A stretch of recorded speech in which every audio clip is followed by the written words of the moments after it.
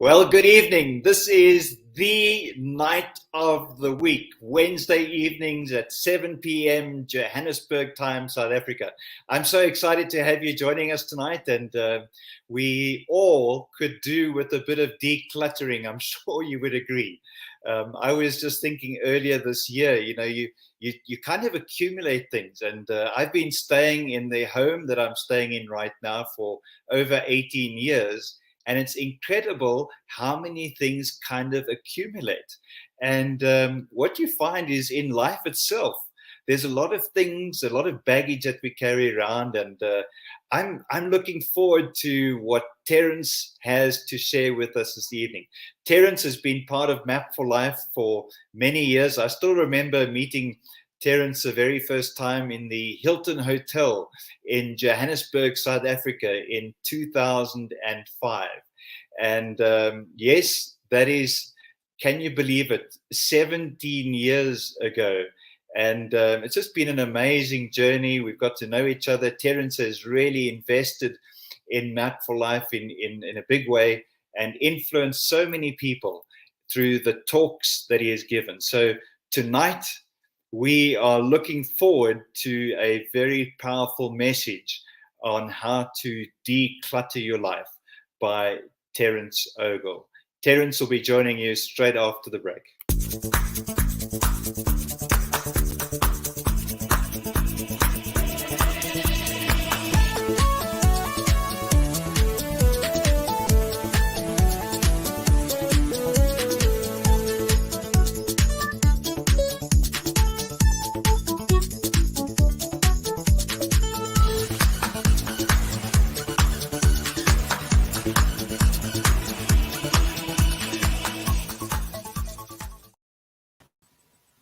Hello, good evening, and thank you, Glenn. Thank you for that introduction. Yes, we do in fact live in a culture that emphasizes that more is better. More is better, more of everything, more money, more material items, more cars, more houses, more clothes, etc. So that's become sort of the norm. That's the culture of the day. It defines who we are. The more we accumulate and the more we have. Thankfully, and this culture has been around for hundreds of years. It's nothing new. In fact, as I was researching this particular topic, I was amazed to learn that in the Roman Empire days, it was considered a good thing to have a paunch. And the reason for that is because that indicated that you had lots of food to eat. And I thought that was funny, but that's so true. In our culture, we often look at the size of things and the quantity of things, and we make a judgment based on that. Thankfully, however, there is a growing realization that the more culture can be detrimental to us in many ways, including ultimately in our health. The more is better culture has led us to accumulating so much clutter in our lives, as Glenn mentioned in his introduction, that we find ourselves with just so many material things that we have acquired over the years, have not used for years, yet are still reluctant to let go of. Now, I'm sure we can all relate to the storage place in our homes. It may be a spare room. And for those houses that still have them, it may be an attic or a cellar, or maybe the garage, or even wardrobes within our houses, where stuff that we have acquired over the years is kept, stored. Wardrobes are common places for clutter. Shoes not worn for years, that suit that was bought for that special occasion, clothes that we've outgrown over the years, yet we still hold on to, in the hope that one day I will again fit into that jean. What I've described up to now, I can classify as physical cluster, right? And physical clutter detracts from us performing at an optimal level, right? And let me use an example. If I walk into my tool shed, my garage, and my toolbox, tool cabinet within that garage, and I'm looking for a hammer to perform what would take me literally under a minute to bang in a nail in the wall. But as I walk in, I trip over a lawnmower that's been there for years, is not working, but it's still there. I've opted not to get rid of it because of some sentimental value. You know, I got it from my father, or it's a special kind of lawnmower. We always find reason for it. And I pass the lawnmower, and then I get to another obstacle that obstructs me. I try and open my tool cabinet door, and after about 20 minutes or so, I eventually open my tool cabinet. I look in there. Should be at least 2 hammers here, and there's none. You know, and I know for sure it's somewhere in there. So end result, I've spent up to 30 minutes, maybe even an hour, looking for one of 4 hammers, and I despair, and I think, well, okay, it's in the morning, and I can still get to the hardware store around the corner. I get to the hardware store and I purchase a new one. You know, can you see the inefficiency in that particular example? 1, it's wasted a lot of my time. 2, it's cost me more money. Probably frustrated. If only my garage and my tool cabinet was uncluttered, it would have saved me so much hassle. And that happens in so many parts of our lives. Clutter detracts, leads to inefficiencies, and ultimately frustration. So physical clutter must be dealt with. Okay, and if I can give some advice, when you're dealing with physical clutter, don't try and change everything overnight. Choose a specific sector. If it's your wardrobe, choose that wardrobe. Have a plan as to what you want to end up with. Okay, so for example, in your wardrobe situation, there's a method whereby you go through each item in your wardrobe, assess whether in the last 6 months you've actually used that piece of apparel, and if you haven't, put it one side, and all those pieces of clothing that you haven't used for the last 6 months, you then commit and follow through to get rid of them. Okay, there's a lot of organizations out there, there's a lot of people out there that would do well to have those items.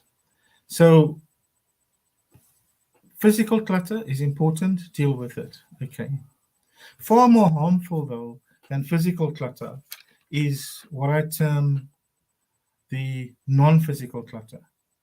And in Map for Life, we have a tool which is called the Wheel of Life, which has 8 different areas where we evaluate where we're at in those different areas. I want to choose just 3 of those, or 4 of those areas, and examine what clutter means in those particular areas, and then offer some advice as to how we can overcome that clutter in those particular areas. Okay, so the first area is what I call the financial health area. Okay, now this area is to do with how we handle our money, and so what does clutter look like in our financial areas? It could be debt, or more specifically, it could be over indebtedness. Okay, where we extend ourselves beyond our ability to actually repay that debt. Now, realistically, okay, there's certain items in life that we just cannot get away from debt. Um, and examples are when you're purchasing a house or a car. Not many people have the means to actually purchase those cash. So debt is essential, is necessary at times, but then it needs to be controlled. Once you get over indebted, that leads to worry. It leads to fear of what might happen if I can't meet my obligations. And it can lead to depression. Okay. It can be harmful. So that's just one area of clutter. The other area of clutter in the financial space could be ill discipline in how one spends one's money. Okay. And that in turn can lead to indebtedness. So the antidote to that, the cure to that is one, have a plan, have a financial plan, have a budget. And in Map for Life, as part of the material that we present, there's what we call a good plan, a get out of debt plan. Follow that plan. If need be, get financial assistance, get an expert to advise you, and work your way out of debt. I can guarantee you, you'll live a far more stressful life. You'll lead a far more satisfying and fruitful life. The second area is in the physical health area, okay,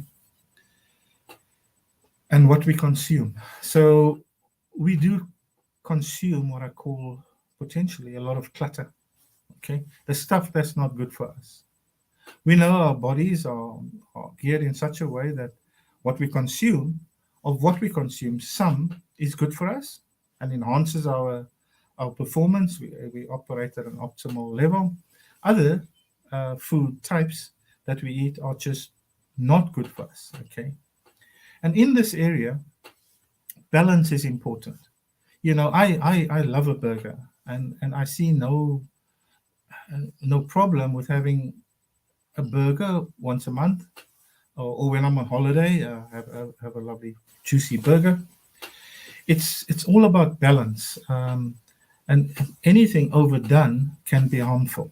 Okay, so the cure for clutter in one's physical health is a balanced diet that enhances one's performance, and added to that, a fair amount of physical activity that will keep your body operating at an optimal level. The third area is what I call mental health. And this is the area where I believe the most harm can be caused. You see, never before in our society has access to information been so easy. Okay. Unfortunately, most of the information that we are bombarded with via TV, radio stations, most of that information is negative. And because it's negative, it has a negative effect on us. Okay. So, the real world out there, we envisage as being extremely negative because that's all that we are fed. And eventually, unfortunately, we ourselves then are convinced that this world is such a terrible place that we fall into a spiral of depression, of despair, and just neglecting ourselves. And that's the danger of all this information that comes in. Not only is the information there, it's at the tip of our fingertips. I was amazed the other day when I really looked at the TV provider in South Africa, 801 different channels to choose from. And I thought to myself, this is crazy. 801 channels, why so much information?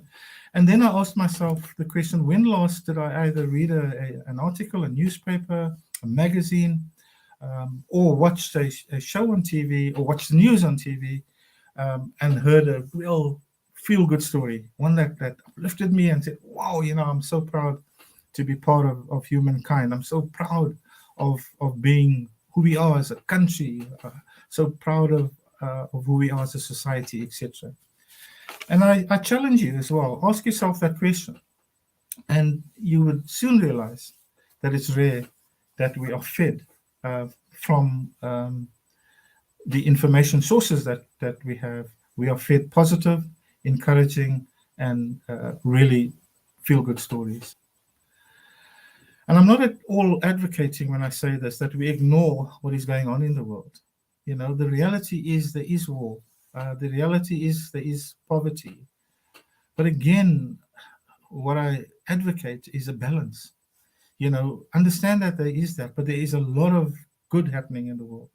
Stuff that will uplift us and encourage us to do more of what we hear and of what we see, and not shy away and go into states of despair and depression.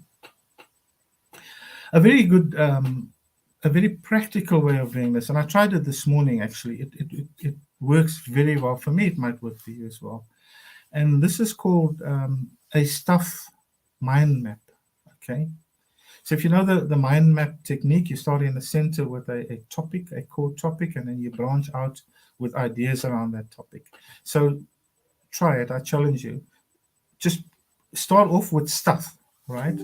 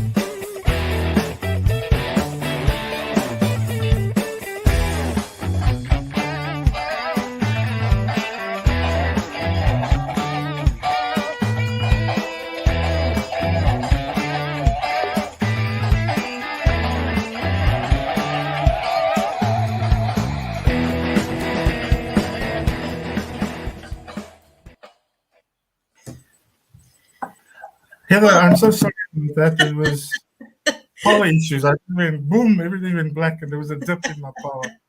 My apologies. You were coming to a major point that you were about to deliver there. So why don't you just finish that quickly, and then we can talk about some of the things you've said.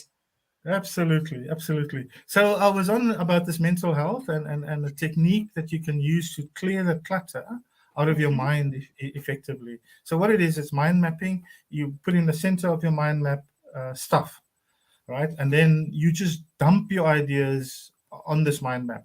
So if you say stuff, tax, for example, and then another one, I've got to pay tax, remember to do this, etc. It might be, for example, finance, clear that debt, recover that, get another, you know what I'm saying? Just all the thoughts that are in your head at that particular moment, just dump them on that board, on that piece of paper, in the form of a mind map. Okay, and what you will find is that it immediately releases those thoughts. It doesn't address the problem, but what it does, it releases those thoughts, and you sort of feel, oh, yeah, okay, I'm in control. So what you do beyond that, you then take those thoughts that you've dumped and turn them into action plans. But you need to start by just dumping them and making sure that you've gotten rid of them. Okay, so that's the one. Can I continue and finish my talk, if you don't mind? Yes, of course. Yes, yeah, of course. Okay. Yes, of course. Okay. Go ahead. Thank you so much. So the last one then is what I call relationship health. Okay, and this one again, unfortunately, is dominated by social media. Okay, so in our modern day, with all the social media, the technology that's available to us, social media plays such a critical role in our lives. Okay, but again, it's about balance. It's about how we use that social media, how we use that technology that will either enhance or detract from what we do. Unfortunately, most of social media is clutter. So our lives are being defined by how many Facebook followers we have and how many people we follow and who we follow, how many Instagram hits we get, how many Instagram likes we get, how many TikTok likes we get, and it's often people that we don't really know. We got to know them through social media. We've got to know really who they are at a superficial level, and we never really are able to build close relationships with others. Gone are the days where we sit around in a restaurant, for example, as a family. It's sad to see a family or a couple sitting in a restaurant busy on their phones. Okay, all the attention is on their phones, and there's no real discussion.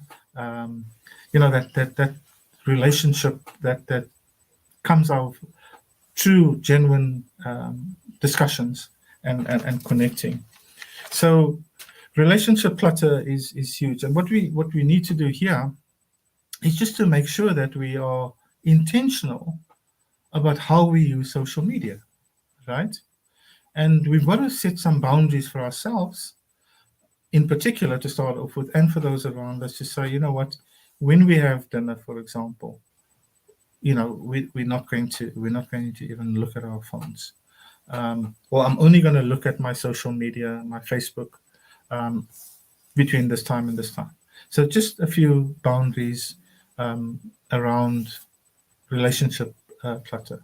Let's build true and meaningful relationships. Let's have eyeball to eyeball type relationships, long-lasting relationships, without the need for technology. And again, I emphasize technology is good, social media is good. It's how we use it that can cause the problem. Okay, so in conclusion, decluttering our lives at both a physical and a non-physical level is the key to us being happier and more productive. So let's try and keep life simple and not be caught up in the more is better trap. Let's not complicate life more than it is and more than it should be. Thoroughly sorting things out is extraordinarily satisfying, because disorderly clutter, whether literal, physical, or figurative, always wears us down. The choices are ours. Let's make the right ones. I wish you well on your decluttering journey, and thank you for listening. Thank you, Terence. I'm not going to pull us back to a commercial. I mean, that was fantastic. There is that mindset. More is better. Guess what my favorite program used to be? Hoarders. Yeah. I loved watching Hoarders. I'm aware of that program. Yeah. The question is, why do I like watching Hoarders, seeing people who can't even walk around their houses because of all this clutter?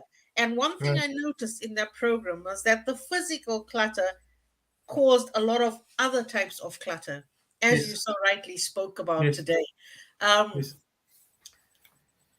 When we think of more is better, we think that if we have more, we look better to other people. Yeah, absolutely. And with physical things, sometimes we don't realize that they can actually choke us. Yeah. So you were talking about hammers and your garage and accumulating hammers and things like that there. What else do you have too much of? I'm pleased you asked that. Heather. Shoes. Shoes. I'll be honest. Shoes. So the other day I thought, you know what? I need to get this clutter out of my wardrobe, right? And with my shirts and stuff like that, it's quite easy because yeah, I have what I think is a reasonable amount of shirts and slacks, etc. But when it came to shoes, and I started pulling them out of the different corners of my wardrobe, and I stacked them. And I said to my wife Jenny, I said, "You won't believe how many pairs of shoes I have."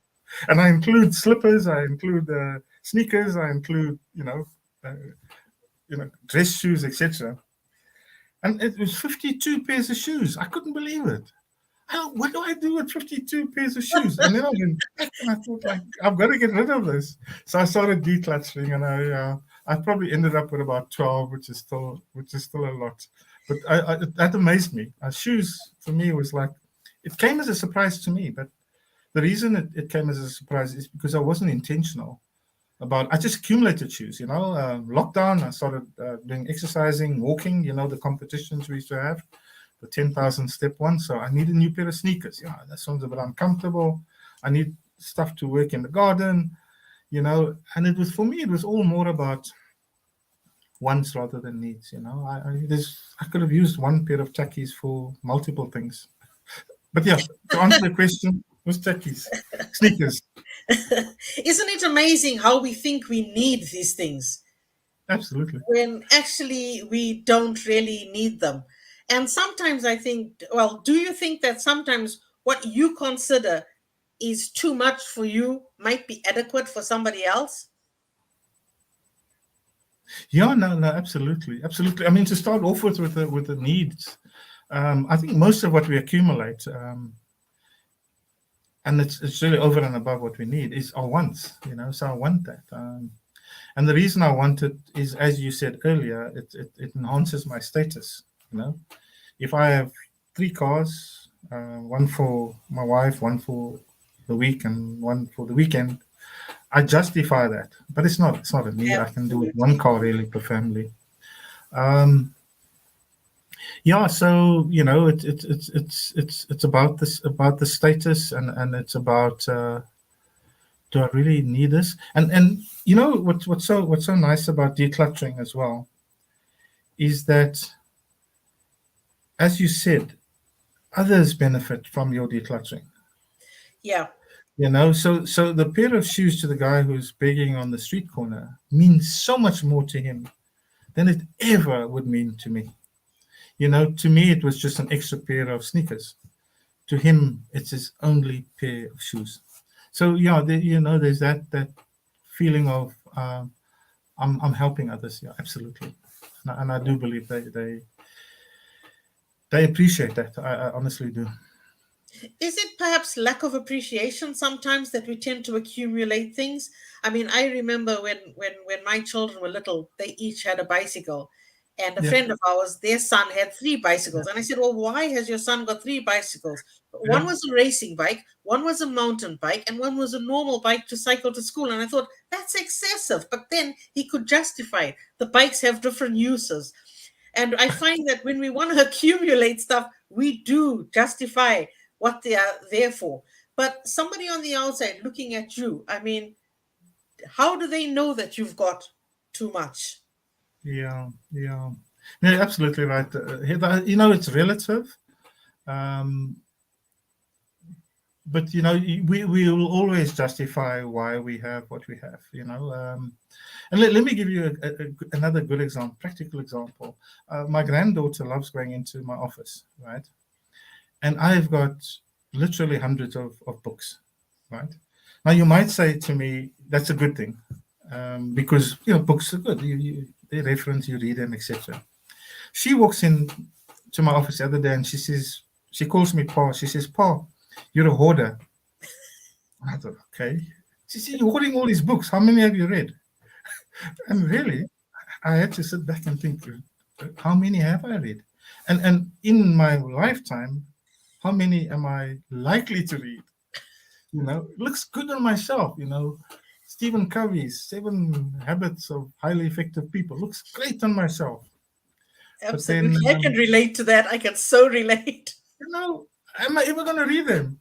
I've got Encyclopedia Britannica. I'll have you know, in my library. And you accumulated those. You had the initial set, and then Yeah, every year you got a yeah, journal, etc. yeah. Yeah, it's like, and I'm thinking, it's really, preparing for this speech has really impacted me personally, because I've had to rethink my own decluttering, my own cluttering practices, Absolutely. and they're many, really, really are. Even up to the non-physical ones, the stuff I populate, and I'm almost saying pollute my mind with, Yeah, needs to yeah. stop. I don't need to listen to 12 hours or 2 hours of CNA and just, yeah, just wasting stuff. Or Sky. You know what I really liked was when you were talking about financial health and talking Yes, about how we clutter ourselves financially with this yes. debt. Now, it's not so much a problem in Southern Africa as it is in Europe. In the Okay. United Kingdom, it is very easy to get credit cards, to get loans. And the more you spend, the Mm. more they offer you. And so Yeah, you can get quite cluttered yeah, with financial problems. But Terence, draw a parallel for me between the financial clutter and the physical clutter. You spoke yeah, about how yeah, you spend. yeah. So I think it's our attitude towards the physical things that lead us into the financial. And let's be honest. Let's call it what it is. It is a debt trap. Because businesses out there are out to make business, and they really don't bother how they get their money. Whether in that process they're harming people, which I do believe they are, because they're giving credit where it's not necessarily not due, but where it can't be managed properly. Okay. So the link, I believe, is it starts off with this whole notion that the more we have, the better we will feel. And the biggest fallacy is that the more we have, the happier we will feel. We don't. Nobody's going to feel happier when they're in Yeah, debt. We don't. no, There's you nothing don't. happy about debt. No, It's, no. and even if you go into biblically, debt is shunned on, and where there is debt, it's regulated very strictly. Um, Yeah, even in the Bible, the thing is, with money and debt, it's been around since the beginning of time, and since man, started bartering and stuff like that. So, but I think it's the mentality of, oh, you know what, if I buy that car, I'm really gonna feel gratified and more content. It's an illusion. It's the only way I can put it. But the link does come in there. It starts with that, and then it becomes and it can even become a health thing, because one is so depressed from your inability to meet your financial obligations, that you get depressed. And I mean, worst case, it could lead to suicide. I know for a fact that it also in many cases leads to divorces. And there's no happiness in that. So. yeah. So clutter is limiting you in all ways. It's one form of clutter leads to all sorts of clutter. And before we Absolutely. go into the mental clutter, which is usually caused by the other two, Yeah. you were talking about physical clutter and Yes. how in Roman days having that paunch was highly esteemed. Um, Yeah. I know that in some cultures today, the bigger you are, the more beautiful you are. Not all of us Yeah. have Yeah. string beans, and Yeah. how you do consume clutter. I mean, when you sit and you analyze in any day how much rubbish you can eat, you know. Okay, so I'll put my hands up. Yeah, when it comes to physical clutter. I mean, if I do a whole tray bake of crunchies, Heather's eating a whole tray bake of crunchies. Um, how do we address the issue of clutter when it comes to physical consumption? I mean, you've addressed it when it comes to financial Yeah. clutter. How do we Yeah. address it when it's physical? Sure. Yeah. Um, And you're talking about the health part of it, eh? Yeah. That's the Yeah. one. Yeah. Okay. I think again, it's looking for me. It's looking at the end result. What do I want to be in order for myself as a person to operate optimally, right? I need to be healthy in various areas. One is mental, obviously, to think clearly and think logically and without fear. But the other is also physically, because they're so interrelated. If I feel bad, ill, I'm sluggish, I can't perform optimally, even if my mind Right. tells me to. Yeah. Physically, my body doesn't. So, and again, it's about what we eat. As I said, I love a burger and I love fries. It's all about doing things in moderation and keeping that balance. Yeah. So the physical one is so important because it impacts again a whole lot of others. Yeah, it does. I mean, It there's does. TV shows about this, and Heather, this is what really gets me down. It really does, because what's happening in the TV industry in particular is that they're using people's I want to call it weaknesses, but people's sad conditions, because that's what it is. You mentioned hoarders in the thing. That's a sad condition. Um, Absolutely. and there's another program that I think shows people who are abnormally huge through eating disorders. Now, whether Yes, it's yes. disorder, whatever. And I'm saying, you know what? You're enriching yourself at the expense of a real sad Somebody sad else's situation. problem.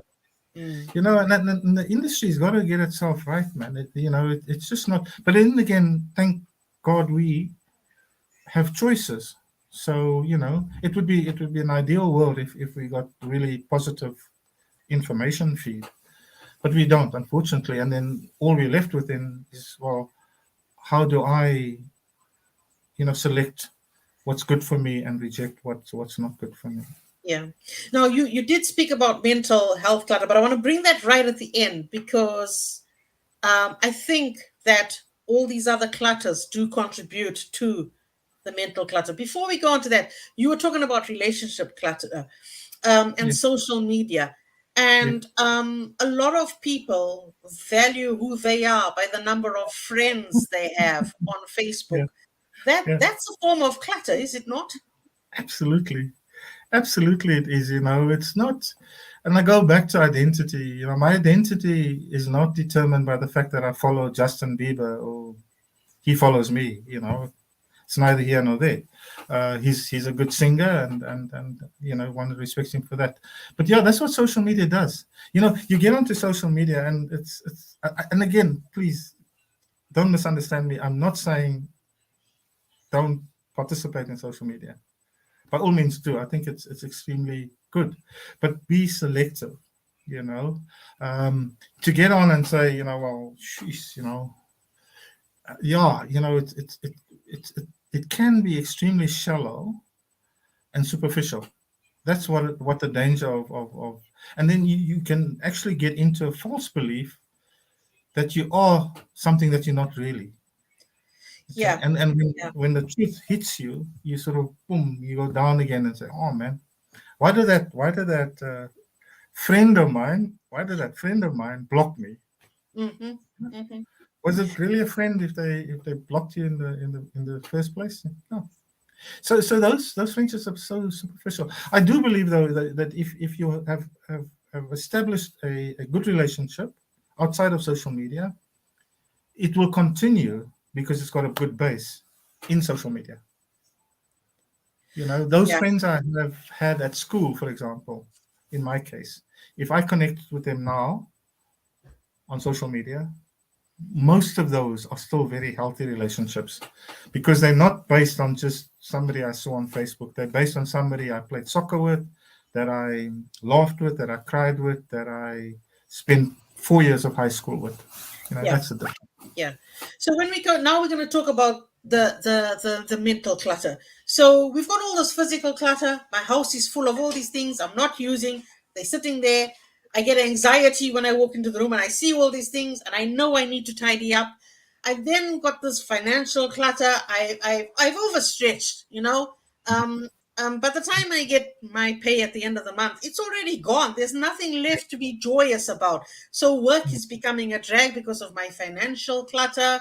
And then and then to compensate for that, because I'm feeling so bad, I'm sitting there with a box of donuts, sucking a huge Coke, and I'm feeling even more bad about myself because of the physical clutter. And then when I look on Facebook, who are all these people? I've got 500 friends. Yeah. I don't even know half of them. And why are they Yeah. saying these things about me? Yeah. So that's draining me as well. And all this clutter. Yeah. And Yeah. now I've got this emotional clutter. I'm Yeah. upset. I'm building up all this anxiety, this resentment. So, so Terence, now we can actually work ourselves into quite a state with Yeah. all this other clutter. Yeah. And you gave us fantastic advice on how to get rid of the physical clutter, going through things and looking at what you haven't used in 6 months. If you're in the UK, I'd say give it a year because winter comes around once. So Sure. Sure. you might not have had that winter. And then we talk about, so going through your stuff. Have I used it? Will I use it? And get rid of it. And then when we spoke about the financial clutter. I tend to say to my children before you buy something, do I need it? Mm. Can I afford it? Will I use it? Because it's so easy to accumulate things that you don't really need. And maybe on your relationship clutter, go through your Facebook friends, decide I can't manage 500 friends anyway. Bring it down to a manageable number, and Mm. start using people you haven't spoken to because that's something I noticed. Everybody wants to be your friend, but then you send them a message, they don't even reply you. So what is the Sure. purpose of Sure. analyzing your relationships? But one of the key things I really liked when you spoke about relationship clutter was putting a limit on the phone Yeah. and when you Absolutely. use it. Can the use of the phone be addictive, Terence, when you physical Absolutely. clutter? Absolutely. Because again, social media, because of the revenue component and the profit making nature ultimately of all these, that's why these social media platforms go for millions, if not billions, on the market. Um, is they are designed to attract people. That's what they are. Yeah, Even TV is designed to attract people, and absolutely can become addictive. And you've got to intentionally say, this is not going to happen to me. Where you're on your phone all the time or most of the time. I must admit, the one habit that I've said I'm definitely going to stick with is when I get up in the morning, my phone is always here and it's there for emergencies. So if I get a call from family or friends that are in trouble, I can react very quickly. Okay. yeah, But then the downside to that is getting up in the morning and then sort of like first thing you do is let me, or mm, not doing that, but getting onto my laptop and playing some Christian music in my quiet time session. But before I get into my worship sort of music that I use, I decide I'm going to look at my email. What? 15 minutes later, you're still looking at email. It draws you in. And phones are addictive. I've seen it with my grandkids. And fortunately, my son is disciplined. So he says, okay, this from Saturday morning, 8 o'clock to Saturday, 12 o'clock is outdoor time. Bring your phones back away. Because it's from that early age that addiction starts. So to answer absolutely. the question, absolutely can be addictive. There's no doubt about it. So, just the last thing before we go, Terence. Yes, I'm still honing in on this mental clutter, yes, and I think one of the ways to get rid of any clutter is to let it go. And a lot of our yes, mental clutter is because we're holding on to grudges, we're holding on to yes. grievances, we're holding on to all sorts of things. Um, People Yeah, say, "Well, just forgive," because that yeah. does release clutter. What is your, Yeah. your biggest advice on forgiveness and letting go? Yeah, the way I see non-forgiveness or unforgiveness, let me put it that way first. Unforgiveness has more of a negative impact on you, the unforgiving person, than the person you are not forgiving, if you know what I mean. So if I'm not forgiving you're fine. You know, it's me who's bearing that burden of unforgiveness. So You've cluttered up.